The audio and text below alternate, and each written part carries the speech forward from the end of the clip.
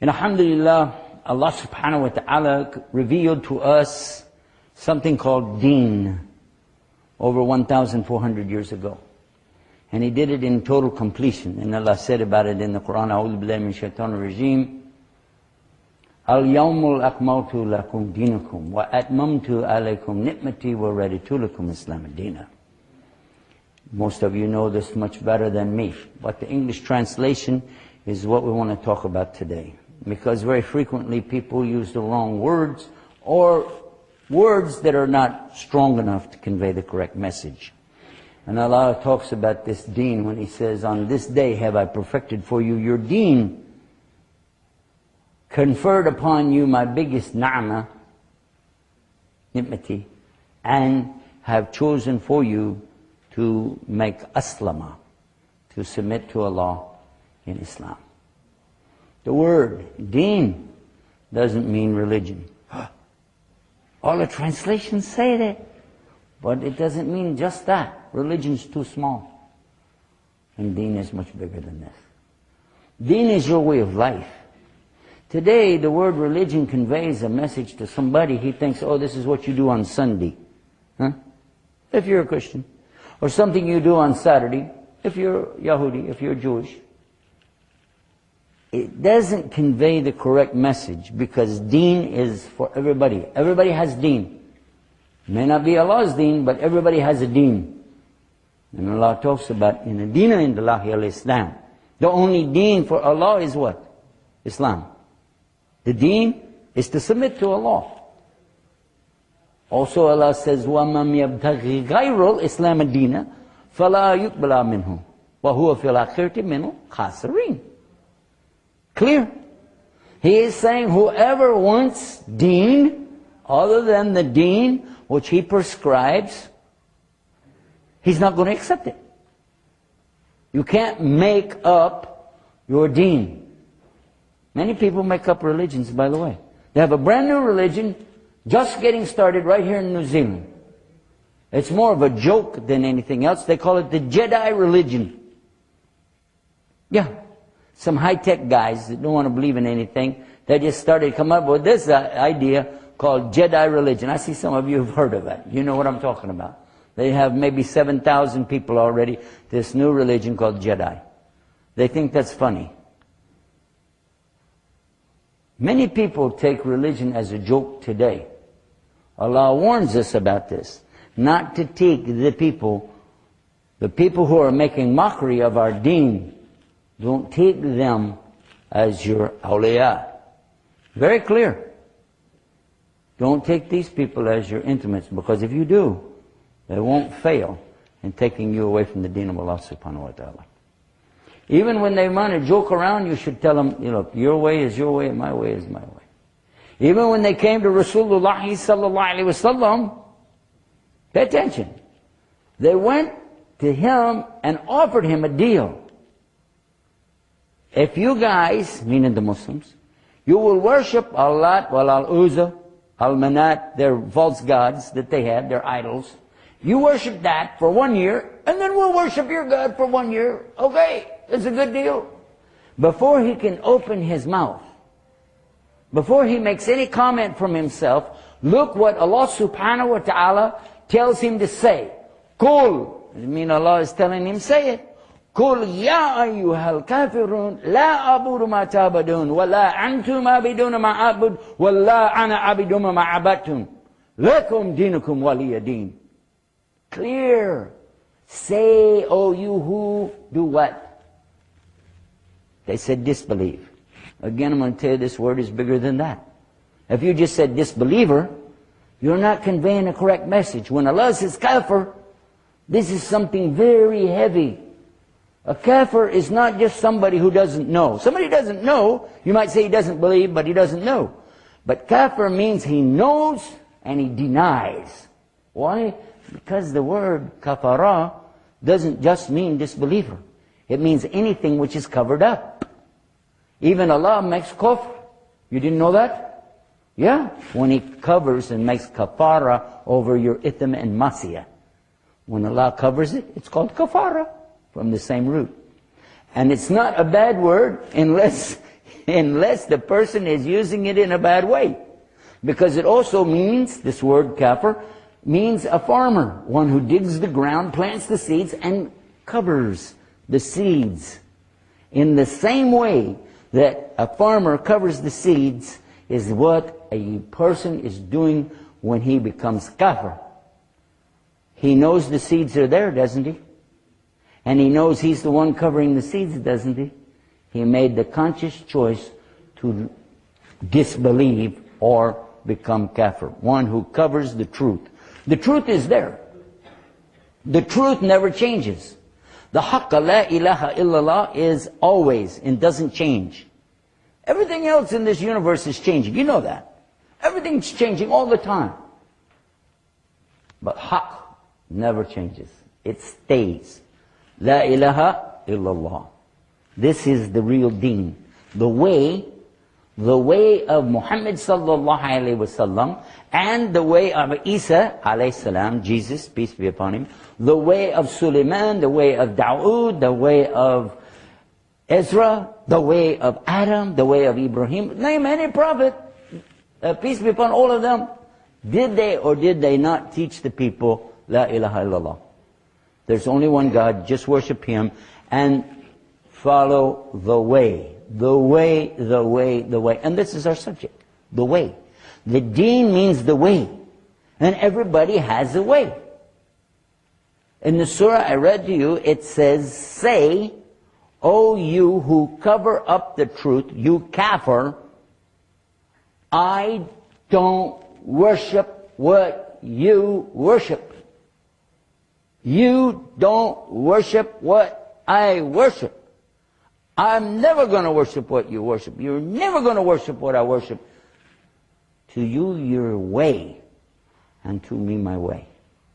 This can be said to somebody who is mulhid. Mulhid means somebody who doesn't believe anything. He's what? Atheist. You can call him also kafir. And you can also consider one who is atheist the same way. He has a way. He has a life, he does this, he does that. Some might be a vegetarian, he might be, a nice person, he's about environmentalists, and maybe he believes we came from monkeys, whatever, but he has a way. He has a deen. Everybody has a deen, but not everybody has a religion. So this is why I'm saying that this is a word, be careful. When you translate this, let the people know it's a complete way of life. They like to use today as a buzzword in the West, called holistic. Holistic. Have you heard of this? Holistic. Nothing is more holistic than Islam. Not only that, it's totally inclusive. It has everything. In our program last night in Wellington, we talked about this subject. I was surprised because I saw the faces lighting up in the audience. The people, not most of them, they were like, whoa, oh my God. Just like light bulbs are coming on in their head, thinking about what I was telling them. When I mentioned the details, of course anybody can say, our religion is for all people in all places in all times, and it's all inclusive. You can say that. But then the question will be is, can you prove it? One of the things that I really believe helped me in Islam more than anything else is the fact that Muslims not only accept the challenge of proof, they offer the challenge themselves. Just like Allah does in the Quran. Allah challenges people in the Quran. You don't believe the Quran came from Allah? Allah tells you in the Quran. Bring a book like it, go ahead. He already knows you can't. He tells you in the Quran, if it were from other than Allah. And who's he talking to? Kuffar. Have the kuffar, the unbelievers, not considered, if this was from other than Allah, they would find within it what? Many, many, many contradictions. And nobody can find one. Because Quran is not from human beings, it's from Allah. Amazing? Truly amazing. But again, the people are looking at you like, nah, but what's the challenge? So if you want to tell me you have a deen that's complete, from wherever you got it, maybe you got it from Buddha, maybe you got it from Bush, I don't know where you got it from, but you got something, and you want to tell me about what you have. What'd you prove? Show me something. Show me. Islam is teaching us what to do from the time you're born to the time you die. Yes or no? Child is born, do we know what to do? You call the adhan in the right ear, yes or no? Immediately you know what to do. As they get a little older, you know to shave the head on the seventh day, take the weight of the hair, and give this amount in silver or your precious metal to the poor. You know that. You also know as they get older about circumcision. You know as they get older about the kind of milk from their mother, they need this. You also know when they're born, you put the date in their mouth, you chew the date and give them this. You know all of this. But what's funny is you can prove today you can use the science that they have. Who? The kuffar. The science they have proving Islam. Let me give you one example and let you think about this. Just in this past week, they released some important information the doctors have, to tell us it would be better for people not to be eating every day, because your body needs to rest. So in their report, they told us how many days your body needs to rest. Like how many? 3 days a month. The Prophet ﷺ told us this is one of the kinds of fasting in Islam, 3 days a month. Another is to alternate. Thursday, Monday, Thursday. Can you imagine this? And they're telling us, oh, this is good. But what if we told them, well, we already had it in Islam. Okay, then then it's probably no good anymore. Huh? Yeah, they will do that. Let's think about another one. We know as Muslims, wash your hands. Yes or no? Wash your hands because we do wudu, we make ghusl, we're constantly washing the hands. If you're making wudu, you wash your hands and then you wash your arms later. So the hands are getting a double shot here, being clean. But also you're washing your mouth and your nose. And also you're washing your face.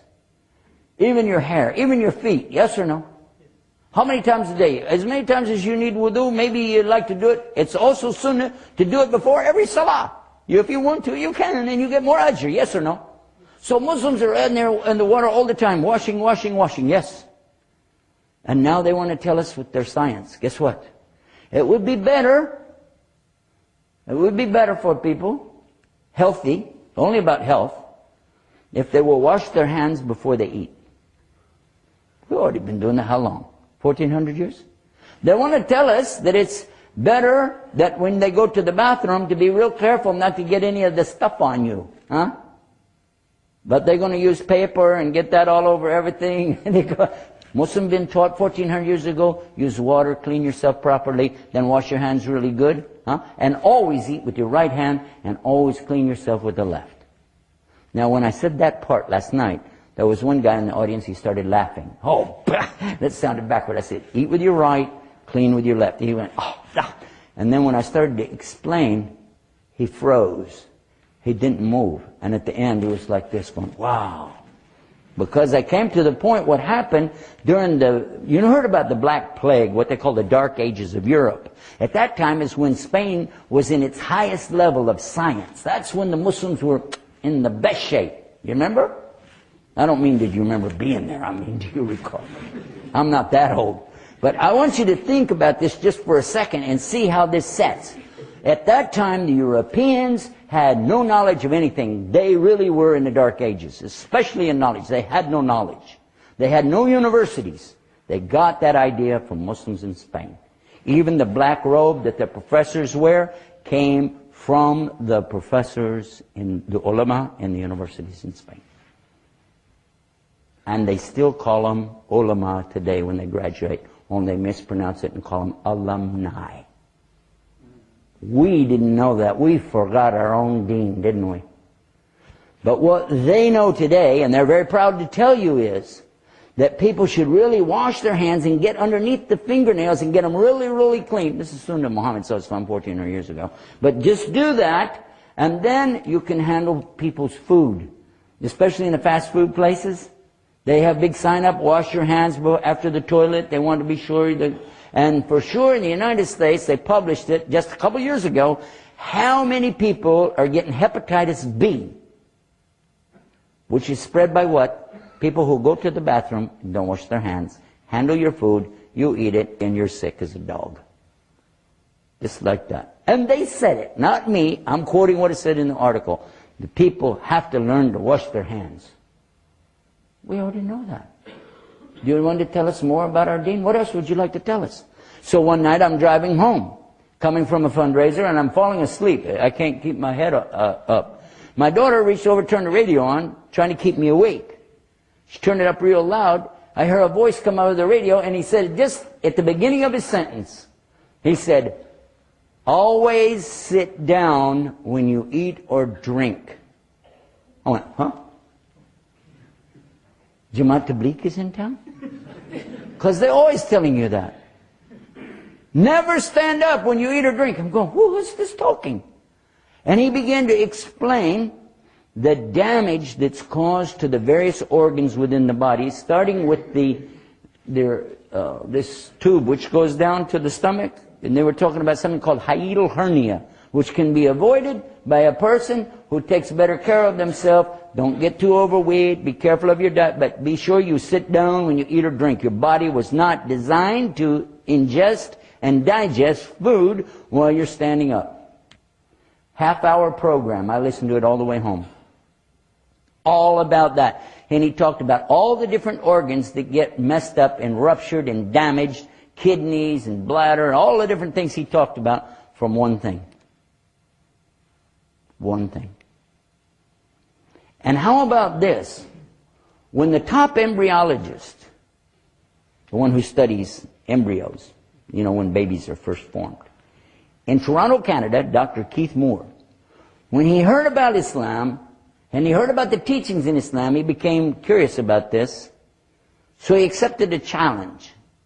Then learning from the Arabic of the Quran what was being said, and we have it on our website. You should go and watch. He's saying it with his mouth. He's sitting right there saying, there's no way that anybody 1,400 years ago could have known the intricacies of the formation of the embryo within the uterus. Not without a microscope, not without the high technology we have today. Yet the word alaq exactly describes the formation at the point of conception, when the egg attaches itself to the wall of the uterus, and what happens? It forms a blood clot, clings to the wall, and is shaped like a leech. Go to the Mawrid, the Arabic dictionary, and see what it says. 3 things for the word alaq. There's some others, but those 3 things are right there. Something clings, shaped like leech, and blood clot. When? 14 days ago? No. 14 years ago? No. 1,400 years ago, this come to the Quran. Iqra bismi rabbika alladhi khalaq. Khalaqal insana min alaqa. Recite. Don't say read, that's wrong. Say recite, because Quran is recitation, not a reading. Recite in the name of your Lord who created mankind, all of us, from an alaq. It's impossible that anybody could have guessed this. Dr. Keith Moore said it himself. It had to be from God or Allah. That's what he said. We have 6 or 7 different professors, lecturers, doctors, and experts in their particular scientific disciplines mentioned on our website. You should go and listen to them, because one of them actually stood there and said, well, it's time for me to say, Ashhadu la ilaha illallah, Ashhadu Muhammad Rasulullah. Look at this. What is the deen? The deen is Allah's deen. And the sooner we as Muslims begin to practice the real deen of Islam, the sooner we're going to see success. That's the only thing stopping us from being in the good position Muslims were in 1,000 years ago. We just forgot the deen. If you forget Allah, guess what?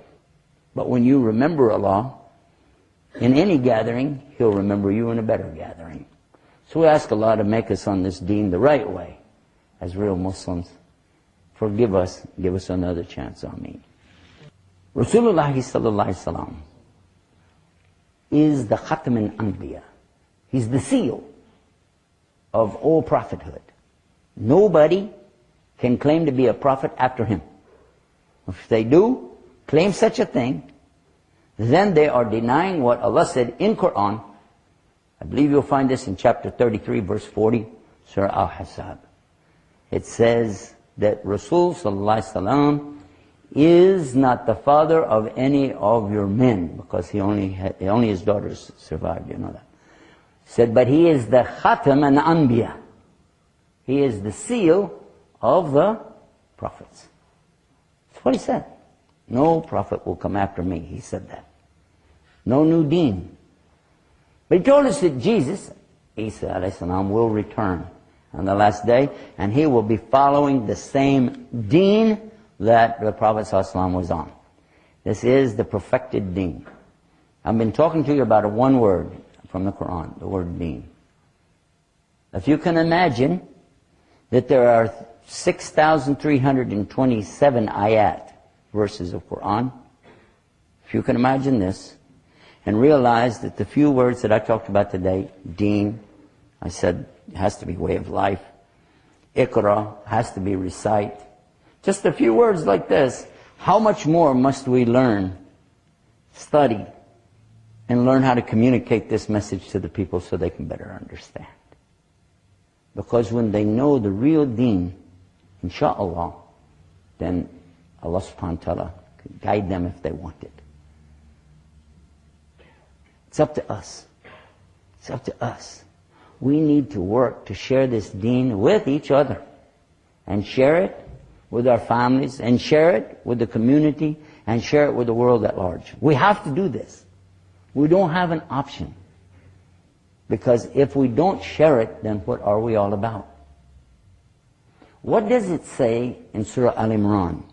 كُنْتُمْ خَيْرَ أُمَّةٍ أُخْرِجَتْ لِلنَّاسِ تَأْمُرُونَ بِالْمَعْرُوفِ وَتَنْهَوْنَ عَنِ الْمُنكَرِ وَتُؤْمِنُونَ بِاللَّهِ. Yes? And then it talks about the same verse, وَاللَّهُ, and if the Ahlul Kitab had believed imana in Allah, it would have been better for them.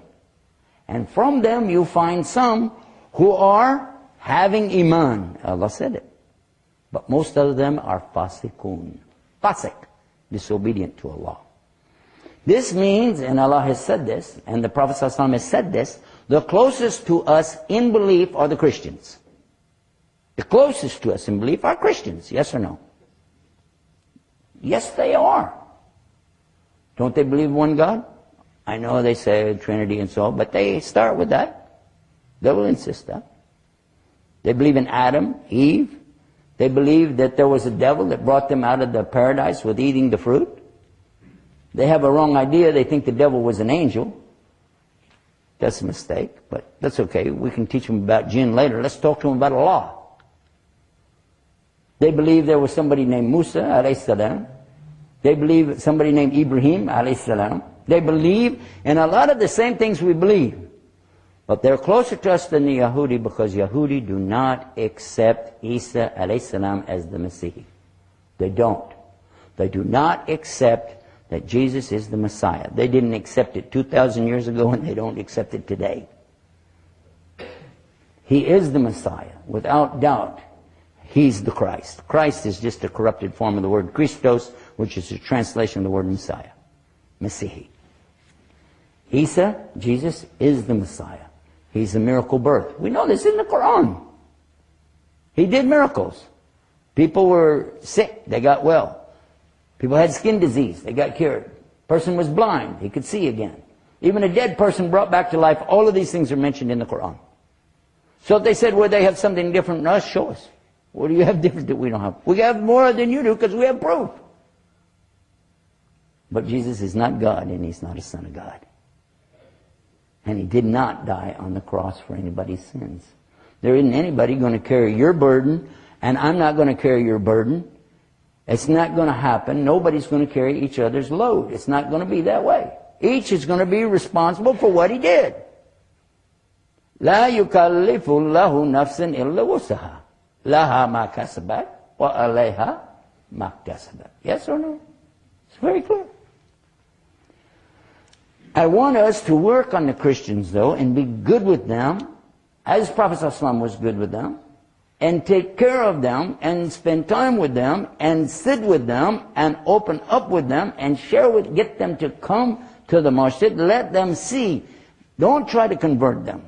That's up to Allah. If He wants somebody to be anything other than what they are, then that's up to Allah.